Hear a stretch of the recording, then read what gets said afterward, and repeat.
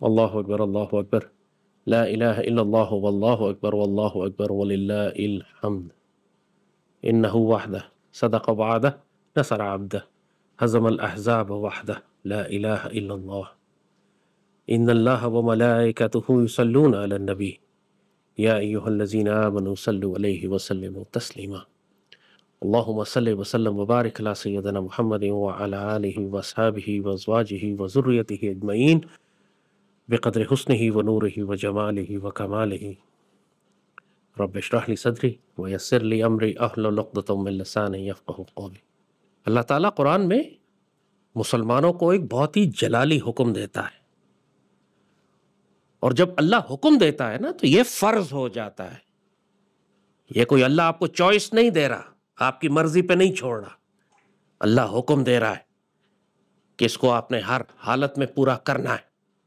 قرآن پاک میں وہ آیت ہے کہ اللہ جب مومنین کو حکم دیتا ہے وَعَدَّ لَهُم مَّنِ اسْتَطَاعَتُم مِّنَ الْقُوَّةِ وَمِن رِبَاطِ الْخَيْلِ، اور وہ آیت آگے چلتی ہے، ہم اس کا اردو ترجمہ آپ کو مفہوم بتاتے ہیں۔ اللہ مسلمانوں کو حکم دے رہا ہے کہ تم پوری فوجی طاقت جمع کرو، تمام جنگی اسلحہ جمع کرو، تم میدان جنگ کے لیے ٹینک اور آرمڈ کارز اور ایم ریپس جمع کرو، تم F-16 JF-17 اور J-20 جمع کرو، تم ایئر کرافٹ کیریئر گروپس اور بیٹل کروزرز اور ڈسٹرائرز جمع کرو، جو ویپن سسٹم تم جمع کر سکتے ہو اس دنیا کے لیے تم ان کو جمع کر کے رکھو، تاکہ جو اللہ کے دشمن ہیں تم ان کے دلوں میں دہشت بٹھا سکو، اور جو تمہارے دشمن ہیں ان کے دلوں میں تم دہشت بٹھا سکو، اور ان کے دلوں میں بھی دہشت بٹھا سکو کہ جن کو تم نہیں جانتے، جو تمہارے دشمن ہیں، جو چھپے ہوئے ہیں، جو سامنے نہیں آئے، وہ موقع کا انتظار کر رہے ہیں، تم ان کی جانب توجہ نہیں دے رہے، لیکن جب وہ تمہارے جنگی اسلحے کو دیکھتے ہیں، تمہارے نیوکلیئر ویپن سسٹمز کو دیکھتے ہیں، تمہارے غوری اور غزنوی میزائلوں کو دیکھتے ہیں، تو ان کے دلوں پر دہشت طاری ہو جاتی ہے۔ اللہ جانتا ہے ان کو، تم نہیں جانتے۔ اور اگر تمہاری صفوں میں کوئی یہ کہتا ہے کہ اتنا خرچ ڈیفنس پہ تم کیوں کر رہے ہو، اتنا اپنی آرمی نیوی اور ایئر فورس کو اتنا زیادہ خرچ اس پہ کر رہے ہو، ملک کی آمدنی کا اتنا حصہ ان پر لگایا جا رہا ہے، بجٹ کا اتنا بڑا خرچ ان کے اوپر ہو رہا ہے، تو اچھی طرح سمجھ لو کہ جو کچھ تم اپنے ڈیفنس پر، پاکستان کے دفاع پر، سیدی رسول اللہ کی امت کے لیے حفاظت پر خرچ کرو گے، اللہ اس کا بہترین اجر تم کو ادا کرے گا، اور وہ بہترین خرچ ہوگا جو تم اللہ کی راہ میں کرتے ہو۔ اللہ اکبر وللہ الحمد۔ یہ قرآن کی آیت ہے جس کا مفہوم اور تشریح ہم نے آپ کو بتا دی۔ آج پاکستان کے خلاف پوری دنیا میں اور پاکستان کے اندر جو ناپاک اور پلیت لوگ جو پروپیگنڈا کرتے ہیں ہمارے ڈیفنس بجٹ کو کم کرنے کے لیے، فوجوں کو کم کرنے کے لیے، امن کی آشا کے لیے، وہ جو ذلیل انسان کہتا تھا کہ پاکستان اور بھارت کے درمیان کشمیر کا مسئلہ حل ہو جائے تو پاکستان اپنے ایٹمی ہتھیار سرنڈر کر دے گا، یہ سارے ناپاک اور ذلیل لوگوں کو اللہ نے رکھ کے تھپڑ مارا اس آیت میں، دانت توڑ کے باہر نکال دیے ہیں سب کے۔ حکم دیا ہے مسلمان ریاست کو، پاکستان کو، اس پاک سرزمین کو، کہ پوری طاقت کے ساتھ جتنے وسائل تم جمع کر سکتے ہو تم پاک فوج کو مضبوط کرو، فوج کی تعداد بڑھاؤ، فوج کو جدید ترین ویپن سسٹمز لے کر دو۔ اور اللہ نے یہاں پر اپنے اور مومنین کے دشمنوں کو ایک بتایا ہے، کہا جو اللہ کے دشمن ہیں اور تمہارے دشمن ہیں۔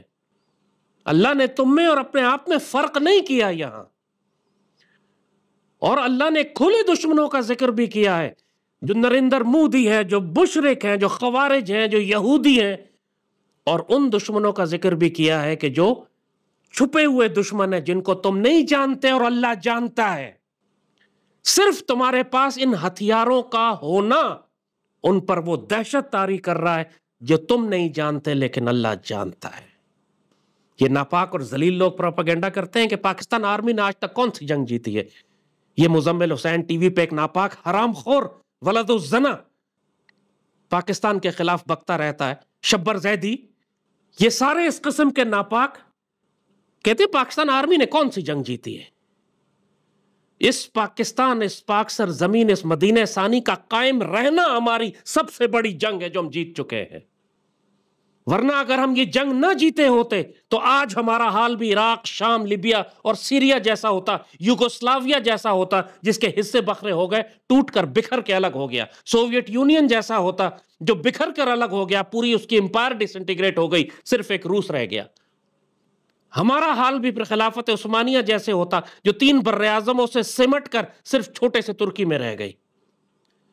اس پاکستان کا قائم ہونا کہ آج اکھنڈ بھارت نہیں بن سکا، آج پشتونستان نہیں بنا، آج آزاد بلوچستان نہیں بنا، آج بھارت آزاد کشمیر پر قبضہ نہیں کر سکا، یہی پاکستان آرمی کی سب سے بڑی کامیابی ہے. اس کا ہونا دشمنوں پر دہشت طاری کرتا ہے.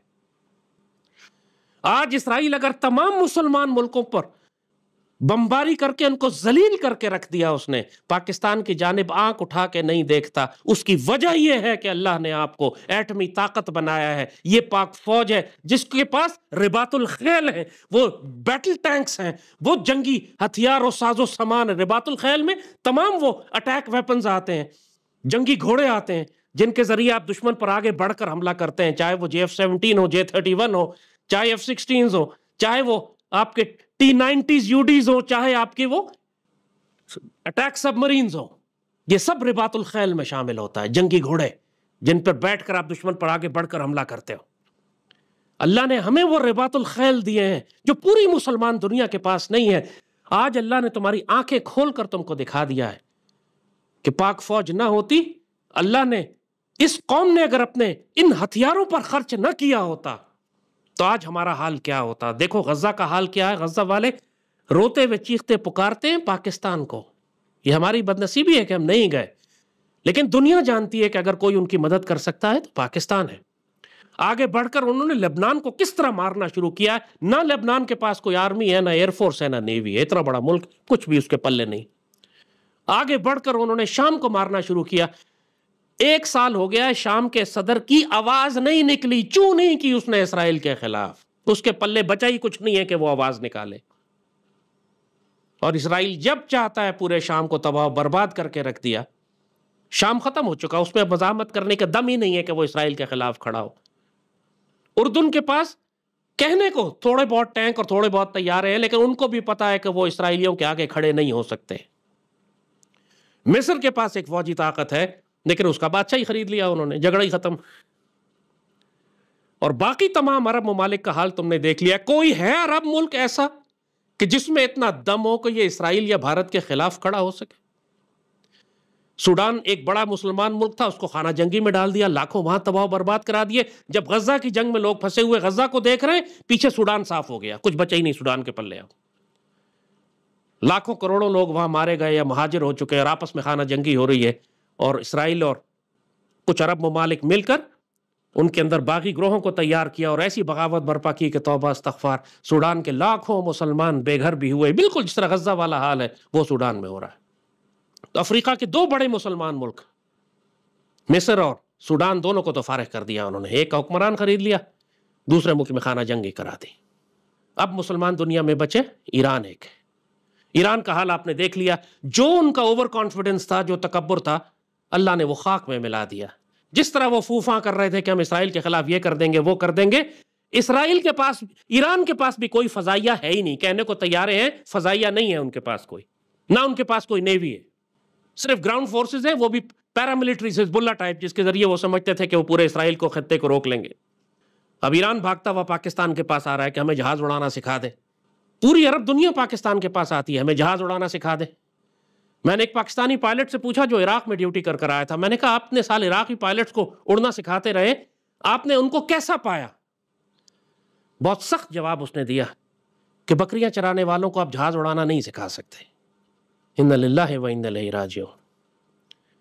ان عربوں میں وہ صلاحیت ہی نہیں رہی. اب اس قدر عیاشی میں، اس قدر بدکاری میں، اس قدر یہ تکبر میں، اس قدر عصبیت جاہلیہ میں مبتلا ہو چکے ہیں کہ ان میں اب وہ صلاحیت ہی نہیں ہے کہ یہ ایک شاندار مسلمان فوج بنا سکے.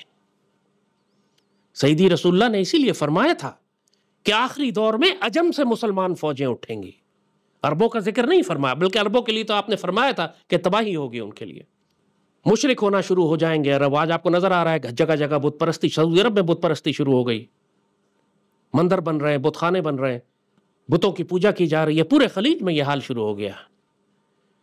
سعیدی نے جو نشانیاں بتائی تھیں آخری زمانے کی کہ ان عربوں کا حال ہوگا، یہ دوبارہ بت پرستی اور مشرکانہ، مشرک ہو جائیں گے، بزدل اور بغیرت ہو جائیں گے، وہ سب کچھ ان کے ساتھ آج ہو رہا ہے، آپ اپنی آنکھوں سے دیکھ رہے ہیں۔ اسرائیل کو کوئی عرب ممالک 40-50 کروڑ کی عربوں کی آبادی ہے، کوئی ایک مسلمان ملک ہے عربوں میں جو ان کو روک سکے؟ حالانکہ پاکستان سے 10 گنا زیادہ، 20 گنا زیادہ ان کے ڈیفنس بجٹ ہیں۔ سعودی عرب کا بجٹ دیکھیں، قطر کا دیکھیں، امارات کا دیکھیں، بحرین کا دیکھیں۔ پاکستان کا تو 6-7 ارب ڈالر بجٹ ہے، بھارت کا بجٹ 75 ارب ڈالر ہے۔ اسرائیل کا کہنے کو بجٹ 30-40 ارب ہے، لیکن امریکہ کا پورا ملٹری انڈسٹریل کمپلیکس اس کے پیچھے جو ایک سال سے اس کو سپورٹ کر رہا ہے، 100-200 ارب ڈالر کی امداد تو اس کو پچھلے ایک سال میں مل چکی۔ اس کے مقابلے میں اللہ نے صرف 2 مسلمان ملک اب باقی چھوڑے، ایک ترکی اور ایک پاکستان، اور اس میں سے بھی ترکی ایٹمی طاقت نہیں ہے، پاکستان ایٹمی طاقت ہے۔ ہم نے جو پچھلے 40-50 سال میں اللہ نے اسی بات کا جواب دیا ہے ان اعتراض کرنے والوں کا کہ ڈیفنس پہ اتنا ہم خرچ کرتے ہیں، اللہ نے کہا جو تم اس پہ خرچ کرو گے، اللہ نے باقاعدہ ان کے سارے ڈیفنس ایکسپینڈیچر کا، ان پہ اعتراض جو ہی کرتے تھے اس کا منہ توڑ کے جواب دے دیا۔ جو تم اپنے ڈیفنس پر خرچ کرو گے، اپنے ویپن سسٹمز اور نیوکلیئر اور میسائل پروگرامز کو اور غوری اور غزنوی کو ڈیولپ کرنے میں، اللہ اس کا بہترین اجر دے گا تم کو۔ اللہ تم کو دنیا میں بھی عزت دے گا، آخرت میں بھی عزت دے گا۔ ہم پاکستانیوں کو اندازہ ہی نہیں ہے کہ اللہ نے کتنا بڑا احسان ہم پر فرما دیا ہے کہ پوری مسلمان دنیا میں 1400 سال کی اسلامی تاریخ میں واحد ایٹمی طاقت اللہ نے کبھی کسی کو بنایا تو پاکستان کو بنایا، اور کسی مقصد سے بنایا۔ پوری مسلمان دنیا میں تم اپنی آنکھوں سے دیکھ رہے ہو، کوئی مسلمان ملک اب نہیں بچا جو آنکھوں میں آنکھیں ڈال کر مشرکوں اور یہودیوں کے سامنے کھڑا ہو سکے سوائے پاکستان کے۔ پاکستان کا ہونا ہی دشمنوں کو ذلیل کرنے کے لیے کافی ہے۔ ہماری موجودگی دشمنوں کو جلاتی رہتی ہے۔ کیوں آج تک یہ اکھنڈ بھارت نہ بنا سکے؟ کیوں آج تک گریٹر اسرائیل نہ بن سکا ان سے؟ تمہارے خیال میں اگر بھارت کو اتنا یقین ہوتا کہ پاکستان آرمی میں طاقت نہیں ہے، پاکستان ان کو روک نہیں سکتا، تو اب تک یہ آ کے اکھنڈ بھارت بنا نہ چکے ہوتے؟ اسرائیل کو اس وقت دنیا کی کون سی طاقت روک رہی ہے کہ وہ کھل کے باقی مسلمان ملکوں کے اندر داخل ہو کے اپنی سرحدیں وسیع نہ کر لے؟ اس کو کیا چیز روک رہی ہے؟ حالانکہ وہ دیکھ رہا ہے کہ دنیا میں کوئی بھی نہیں روک رہا اس کو، اس کے باوجود ایک خوف اس کے اوپر طاری ہے۔ وہ دشمن جن کو تم جانتے بھی نہیں ہو وہ خوف زدہ ہیں اس بات سے کہ پاکستان کو چھیڑا تو پاکستان کے پاس ایٹمی ہتھیار ہیں۔ یہ پاگل لوگ ہیں، سرفروش ہیں، ان کی پھرکی گھومتے زیادہ وقت نہیں لگتا۔ آج نظر آ رہا ہے کہ غافل ہیں، آج نظر آ رہا ہے دنیا میں مست ہیں، آج نظر آ رہا ہے یہ خوف زدہ ہیں۔ راتوں رات یہ پلٹ کے ایسی قوم کھڑی ہو جائے گی کہ تمہیں یقین نہیں آئے گا کہ یہ وہی قوم ہے جو چند دن پہلے تک سڑکوں پر ناچ ناچ کے بھنگڑے ڈال رہی تھی، آج پوری قوم تلواریں نکال کر غزوہ ہند کے لیے آمادہ ہے۔ اس قوم کا تو پتہ ہی کچھ نہیں چلتا۔ اور یہ حکم صرف اس پاک سرزمین کی حکومت کے لیے نہیں ہے، فوج کے لیے نہیں ہے، ہر مسلمان فرد کے لیے۔ جب اللہ نے کہا اقیموا الصلاۃ وآتوا الزکوٰۃ، تو یہ صرف ریاست پاکستان کے لیے حکم تو نہیں ہے، نماز اور زکوٰۃ ہر مسلمان پر بھی فرض ہے نا۔ ہر مسلمان کو اللہ نے کہا ہے تم مجاہد ہو اپنی صلاحیت، اسی لیے اللہ نے ما استطعتم کا لفظ استعمال کیا ہے، جو تمہاری کیپیسٹی ہے، جو تمہاری صلاحیت ہے، جو تمہارے وسائل ہیں۔ وَعَدَّ لَهُم مَّنِ اسْتَطَعْتُم مِّنَ الْقُوَّةِ وَرِبَاطِ الْخَيْلِ۔ ایک فرد کی کیا کیپیسٹی ہے؟ وہ یہ کہ وہ رائفلیں رکھ سکتا ہے، وہ ٹیکٹیکل گیئر رکھ سکتا ہے، نائٹ ویژنز رکھ سکتا ہے، ڈرونز رکھ سکتا ہے، ویپن سسٹمز اور ایمونیشن رکھ سکتا ہے۔ ایک فرد تو یہ کر سکتا ہے، تم یہ کرو۔ ریاست پاکستان F-16 JF-17 تھنڈرز اور ایٹمی اور میزائل پروگرام رکھ سکتی ہے، وہ کرے۔ یہ تصور ہی نہیں، 1400 سال کی اسلامی تاریخ میں یہ کبھی ہوا ہی نہیں کہ ریگولر آرمی اور جو مسلمان عوام الناس ہے ان میں کوئی فرق ہو۔ جب بھی جہاد کا وقت آتا تھا پوری مسلمان آبادی میں اعلان کیا جاتا تھا کہ جہاد کا وقت ہے، مجاہدین کی ضرورت ہے۔ ہر گھر سے ایک نہ ایک فرد نکل کے جاتا تھا اپنے خاندان کی نمائندگی کرنے کہ وہ جہاد میں شامل ہوگا مسلمان فوجوں کے ساتھ۔ کیا مجھے بتائیں جو صحابہ کرام جہاد کیا کرتے تھے وہ سارے کسی ریگولر آرمی کے تھے؟ وہ سارے کے سارے کسی ملٹری اکیڈمی سے گریجویٹ ہوئے تھے؟ کیا وہاں یہ فرق تھا کہ یہ کور اور ڈویژن اور بریگیڈ والے لوگ ہیں اور یہ سویلینز ہیں؟ وہاں سویلین اور آرمی کا کوئی فرق تھا پوری تاریخ اسلام میں کبھی؟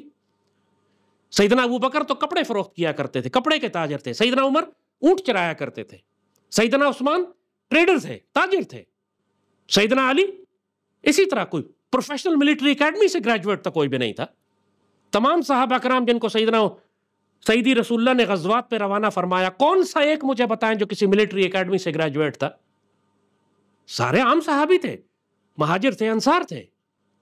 اس کے بعد جو مجاہدین کی کیمپینز ہوئی مسلمانوں کی، رومن اور پرشین امپائر کو ہم نے تباہ کیا، کون سی مسلمان ریگولر آرمی تھی اس میں؟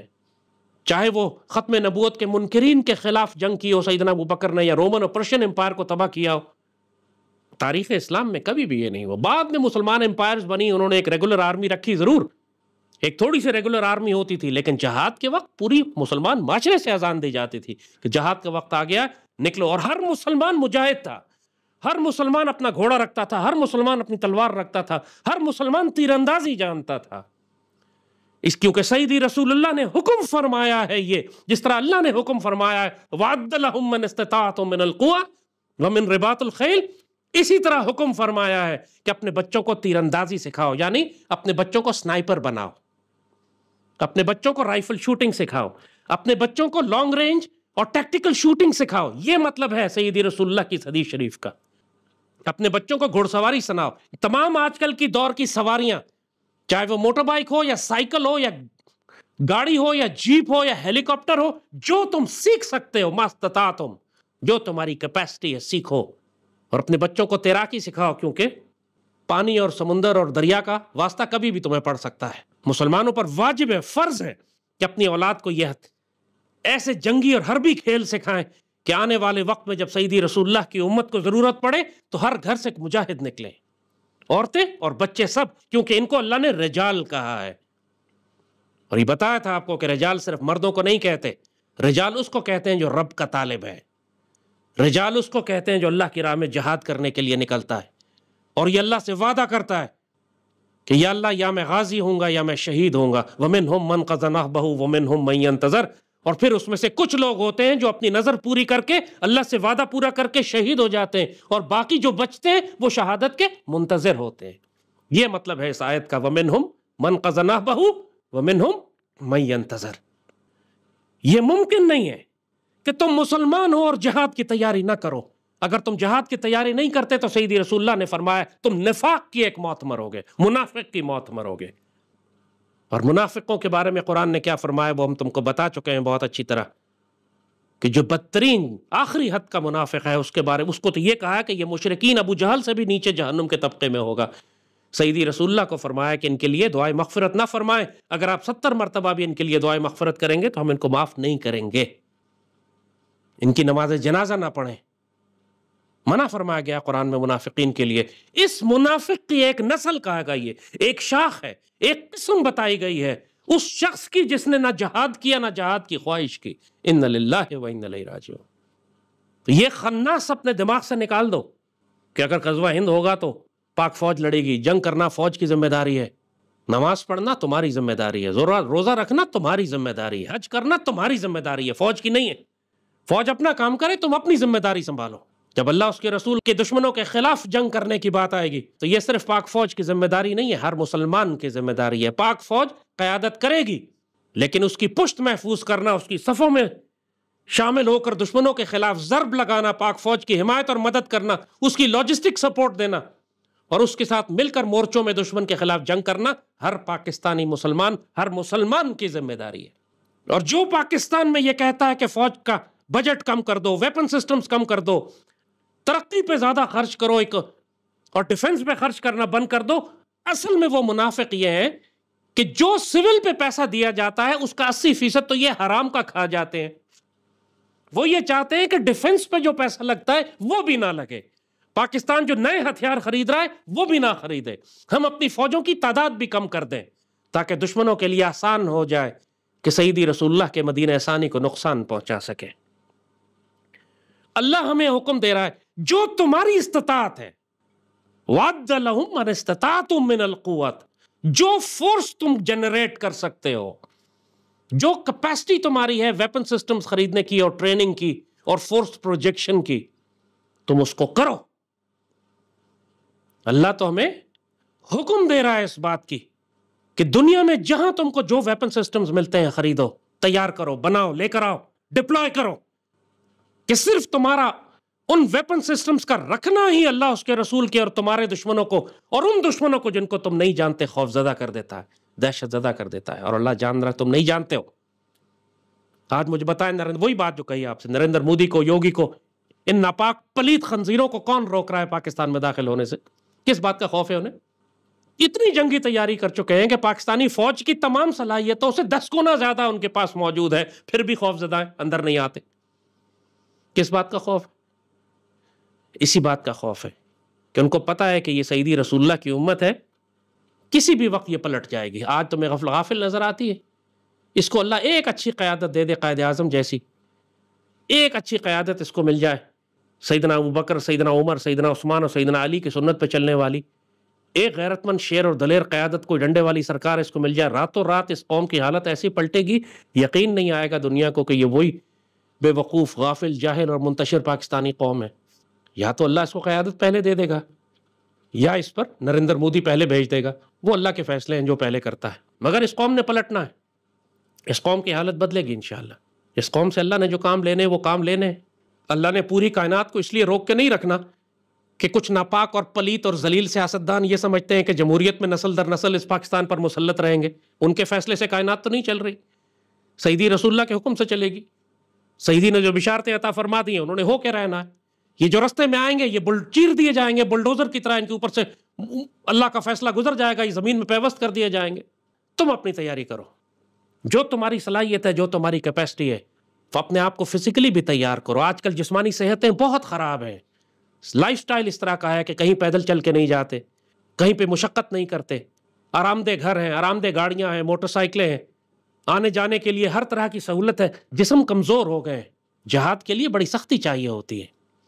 فلسطین کو دیکھتے نہیں ہو، یوکرین کو دیکھتے نہیں ہو، 2-3 سال سے جنگیں چل رہی ہیں، کتنا سخت ماحول ہے ان جنگوں کا، میدان جنگ کا۔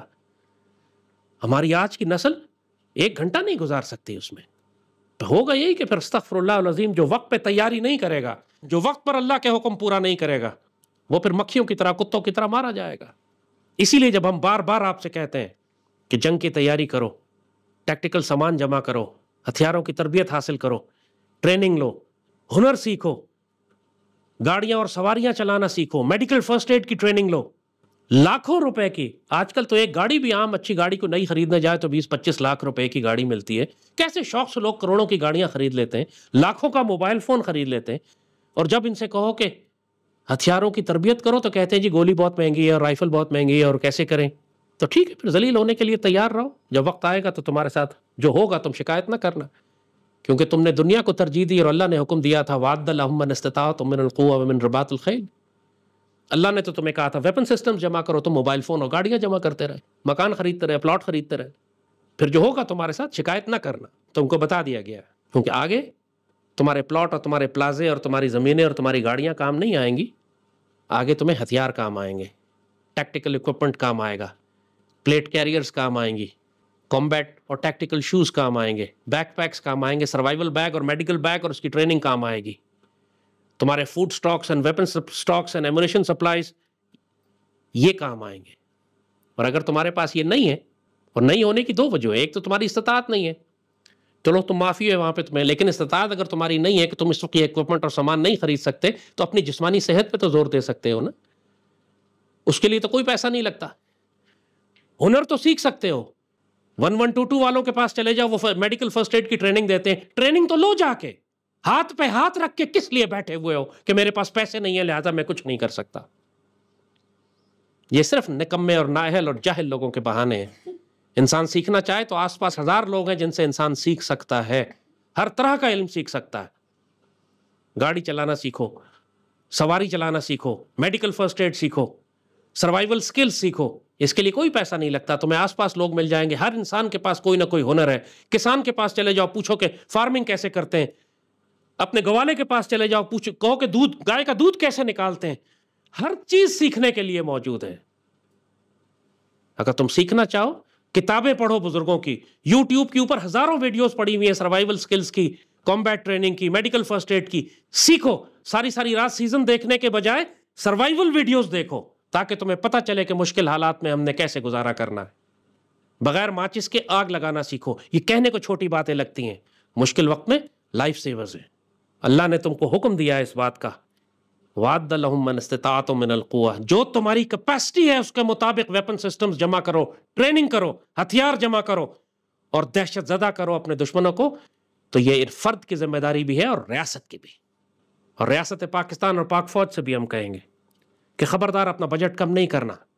ایران نے ابھی اپنا بجٹ 200% بڑھایا ہے، دنیا کا ہر ملک اپنا بجٹ 100% بڑھا رہا ہے۔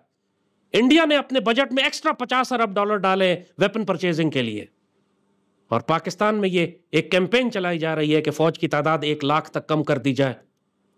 استغفر اللہ رب العالمین، ہتھیار پرچیزنگ کم کر دی جائے، ویپن سسٹمز کم ڈپلوائے کیے جائیں۔